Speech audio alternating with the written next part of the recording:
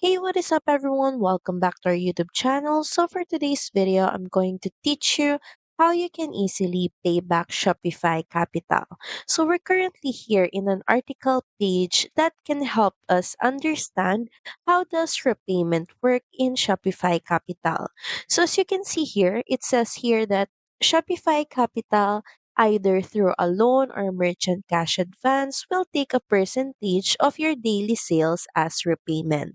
The loan option is stricter as it needs to comply with a specific amount every 60 days and will debit from the bank account declared in Shopify payments.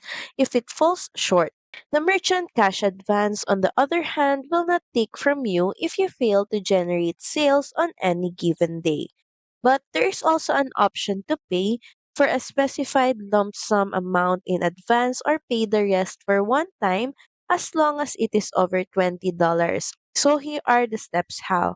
So we're just going to head over to Shopify's admin page at admin.shopify.com, and in the search bar you can start typing capital, and in the search results you can easily see here make a payment. All you have to do is click on this, and that's where you can easily repay your Shopify capital. So that's pretty much it. Thank you very much for watching this video. I hope that you find this video helpful.